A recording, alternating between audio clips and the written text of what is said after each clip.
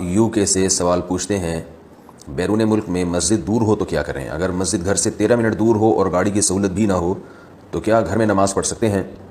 اگر اتنی دور مسجد ہے تو آپ کے لیے یعنی مسجد جانا واجب نہیں ہے، لیکن جائیں گے تو زیادہ ثواب ملے گا۔ رسول اللہ صلی اللہ علیہ وسلم نے ارشاد فرمایا کہ جو قدم مسجد کی طرف اٹھتا ہے ہر قدم پہ ایک گناہ معاف ہوتا ہے اور ایک نیکی لکھی جاتی ہے۔ بہرحال لازم نہیں ہے اتنی دور جانا۔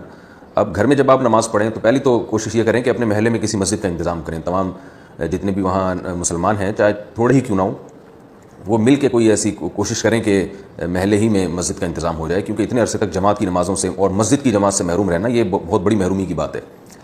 دوسری بات یہ کہ جب تک مسجد میں انتظام نہیں ہوتا تو آپ گھر میں جماعت کا اہتمام کریں۔